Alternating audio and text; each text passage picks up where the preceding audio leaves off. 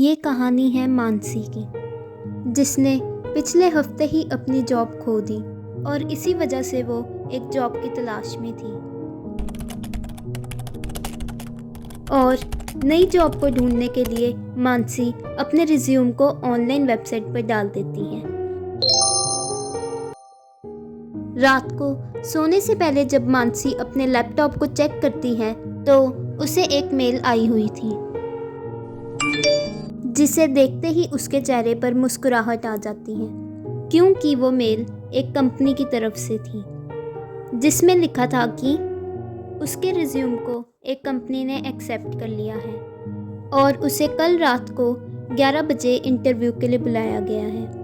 और उसमें खास लिखा था कि ये एक नाइट शिफ्ट की जॉब है। ये क्या, कभी रात को भी 11 बजे इंटरव्यू होता है? चलो ना से तो अच्छा ही है, कहीं तो जॉब लगेगी मेरी। और अगली रात मानसी ठीक 11 बजे ऑफिस के एड्रेस पर पहुंच जाती है। दिखने में वो बिल्डिंग बहुत डरावनी और पुरानी थी। मानसी का इंटरव्यू 5th फ्लोर पर था, जिस वजह से वो लिफ्ट से जाने का सोचती है और लिफ्ट के अंदर चली जाती है। क्या यार, अब लिफ्ट भी खराब है, अब मुझे सीढ़ियों से ही जाना पड़ेगा। सीढ़ियों पर बहुत ज़्यादा अंधेरा था। मानसी को थोड़ा डर तो लगता है, पर उसके पास कोई और ऑप्शन नहीं था। और जब मानसी 5th फ्लोर पर पहुंचती है तो उसे दूर ही एक बेंच दिखाई देता है जिस पर एक लड़की बैठी हुई थी। मानसी भी उस लड़की के साथ जाकर बैठ जाती है और वो दोनों आपस में बात करने लग जाती हैं। और मानसी को पता लगता है कि वो लड़की भी उसी की तरह इंटरव्यू देने आई है और उसका नाम प्रिया है। और मानसी इंटरव्यू देने के लिए अंदर चली जाती है। अंदर जाते ही मानसी को बहुत अजीब लगता है, क्योंकि कमरा बहुत ठंडा था और कमरे में बहुत अजीब सी बदबू भी आ रही थी। जब मानसी अपनी बॉस के सामने जाकर बैठती है तो वो देखती है कि उसकी बॉस का चेहरा पूरे बालों से ढका हुआ है और उसके हाथ इतने सफ़ेद थे जैसे किसी मरे हुए के। पर फिर भी मानसी अपना सही से इंटरव्यू दे देती है और मानसी को वो जॉब मिल जाती है।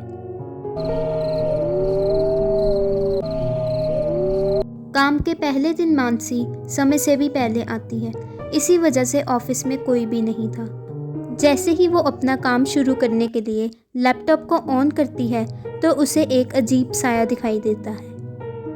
ये क्या, ये लैपटॉप को क्या हो रहा है? ये ठीक क्यों नहीं हो रहा? कोई मेरी मदद करो, बचाओ।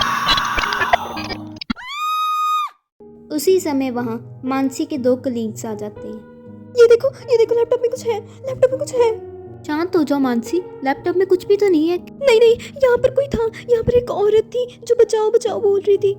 मानसी रिलैक्स, देखो कुछ भी तो नहीं है यहाँ। मानसी को शांत करवाने के बाद तीनों अपने काम पर लग जाते हैं। जब वो तीनों अपना काम कर ही रहे थे तो अचानक उन्हें किसी के चीखने की आवाज़ आती है। वो आवाज़ उनकी बॉस के कमरे में से आ रही थी। आवाज़ को सुनकर वो तीनों अपनी बॉस के कमरे की तरफ भागते हैं और ज़ोर से वहाँ का दरवाज़ा खोलते हैं। कमरे में बॉस आराम से अपना काम कर रही थी। तीनों को अंदर अचानक आता देख बॉस को गुस्सा आ जाता है। तुम तीनों मेरे से बिना पूछे अंदर कैसे आए? और ये क्या चीख चीख लगाया हुआ है? जाओ जाके अपना काम करो। ये सब उन तीनों को बहुत अजीब लगता है। ये चीखने की बात किसकी थी?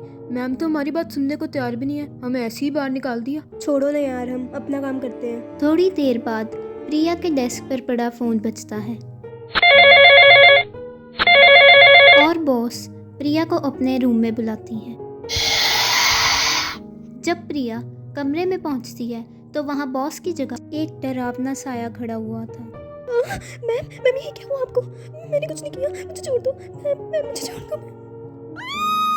तुम सब मरोगे।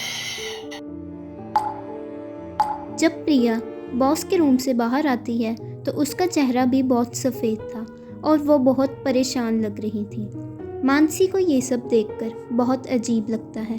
जब प्रिया वॉशरूम जाती है तो मानसी भी उससे पूछने के लिए उसके पीछे पीछे चली जाती है और वहाँ पहुंचकर वो देखती है कि वॉशरूम तो खाली है। ये प्रिया कहाँ चली गई? प्रिया?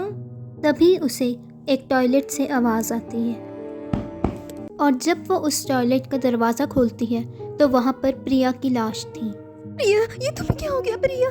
प्रिया। मानसी ये सब देखकर बहुत डर जाती है और जाकर अमित को ये सब बताती है और फिर वो दोनों मिलकर बॉस के रूम में जाते हैं। हम लोग यहाँ काम नहीं कर सकते, ये अजीब से ऑफिस में हम नहीं काम करेंगे। हाँ, हम लोग यहाँ पे काम नहीं करेंगे और प्रिया भी मर चुकी है। तुम्हारी हिम्मत कैसे हुई?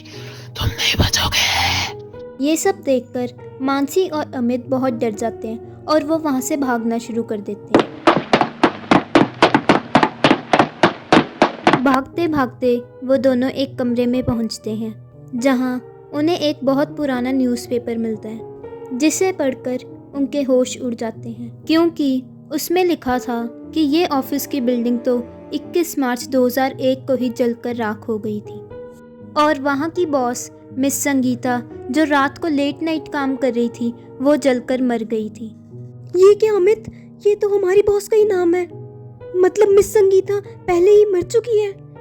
तभी वहाँ एक डरावना साया आ जाता है जो अमित को अपने साथ ले जाता है।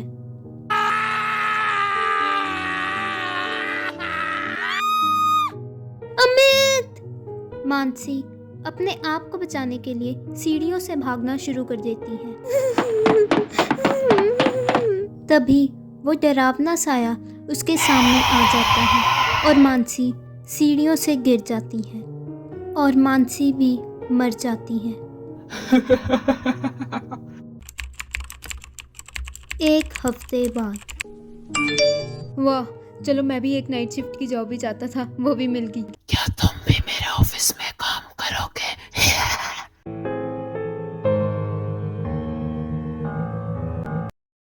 काला जादू, जिसे आप में से कई लोग अंधविश्वास समझते होंगे।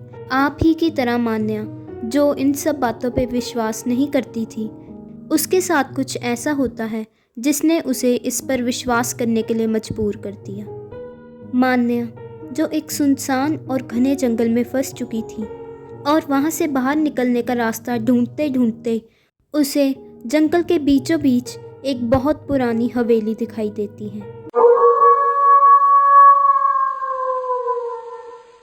और वहाँ से कुछ मदद मांगने के लिए मान्या उस हवेली के अंदर चली जाती है।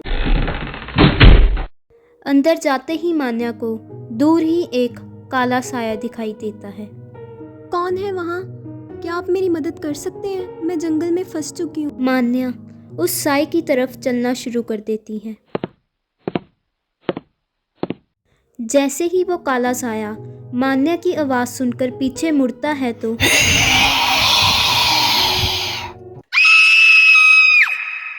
और मान्या वहाँ से भागना शुरू कर देती है। भागते भागते वो एक लाल दरवाजे वाले कमरे के सामने पहुँचती है जहाँ उसे ज़मीन पर एक लाल किताब गिरी हुई मिलती है। जैसे ही मान्या उस किताब को खोलकर पढ़ने ही लगती है तभी उसे अपने सामने एक बहुत डरावना चेहरा दिखाई देता है। मुझे बचाओ। और मान्या अपने इस डरावने सपने से उठ जाती है। कितना डरावना सपना था ये। मान्या इसे एक बुरा सपना समझकर भूल जाती है और अपने काम के लिए चली जाती है। शाम को काम से लौटते समय मान्या की गाड़ी खराब हो जाती है, जिस कारण मान्या गाड़ी से उतरकर अपने फ़ोन से किसी से मदद मांगने का सोचती है। तभी उसे सामने से एक गाड़ी आती हुई नज़र आती है जिससे वो लिफ्ट मांगती है। प्लीज़ मुझे आगे तक लिफ्ट दे दो। हाँ, बैठ जाओ। गाड़ी में बैठकर मान्या को घुटन महसूस हो रही थी और मान्या देखती है कि वो लड़की उसे एक घने जंगल की तरफ लेकर जा रही है। ये तो मुझे कहाँ लेके जा रही हो? ये तो मुझे जंगल के रास्ते की तरफ क्यों लेके जा रही हो? पर वो लड़की मान्या की बात का कोई जवाब नहीं देती और जैसे ही मान्या खिड़की से बाहर देखती है तो उसे वही हवेली दिखाई देती है जो उसने आज अपने सपने में देखी थी। जैसे ही मान्या आवाज़ सुनकर उस लड़की की तरफ देखती है तो डरते डरते मान्या उसी हवेली की तरफ दौड़ने लगती है। अंदर पहुंचकर मान्या देखती है कि वो हवेली जैसे उसने अपने सपने में देखी थी बिल्कुल वैसी ही दिखाई दे रही थी। जब मान्या को कुछ समझ नहीं आ रहा था तभी उसे एक कमरे से आवाज़ आती है। जब मान्या आवाज़ सुनकर उस कमरे में पहुंचती है तो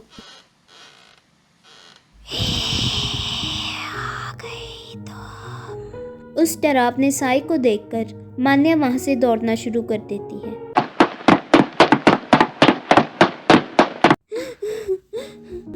ये मेरे साथ क्या हो रहा है? मेरी मदद करो, क्या मदद चाहिए तुम्हें मेरी? मेरे साथ चलो।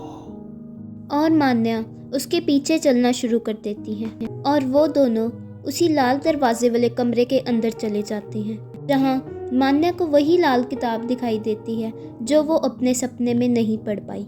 और वो आत्मा मान्या को बताती है कि मैं तुम्हारे पिछले जन्म की बहन हूँ और जो डरावना साया तुम्हें बार बार दिखाई देता है वो और कोई नहीं, हमारे पिछले जन्म की माँ है जो काला जादू किया करती थी और इसी वजह से उसने मेरी बलि चढ़ा दी थी और आज वो तुम्हारी बलि 3:33 पर चढ़ाएगी और अपनी क्रिया पूरी करेगी और शक्तिशाली हो जाएगी, जिसके बाद उसे रोकना बहुत मुश्किल हो जाएगा। ये सब सुनने के बाद मान्या के होश उड़ जाते हैं और वही लाल किताब को पढ़ने के बाद मान्या को पता लगता है कि 3:33 से पहले अगर मान्या ने वही हरे हीरे को जो विधि में इस्तेमाल होने वाला है उसको तोड़ दिया तो उस चुड़ैल की सारी शक्तियाँ खत्म हो जाएंगी। इसीलिए मान्या उस हरे हीरे की तलाश में निकल पड़ती है। इन अजीब आवाज़ों को सुनकर जब मान्या उसके पीछे चलना शुरू करती ही है तभी वो चुड़ैल मान्या को पकड़ लेती है और मान्या बेहोश हो जाती है। जब मान्या की आंख खुलती है तो वो देखती है कि चुड़ैल ने अपनी क्रिया शुरू कर दी थी और मान्या को वो हरा हीरा भी उस क्रिया में पड़ा हुआ दिखाई देता है। तभी मान्या की नज़र घड़ी पर जाती है जिसमें 3 बज चुके थे और उसके पास सिर्फ 33 मिनट बचे हुए थे। तभी मान्या उस हरे हीरे को चुपचाप उठाकर उस आग में फेंक देती है। ये तुमने क्या किया?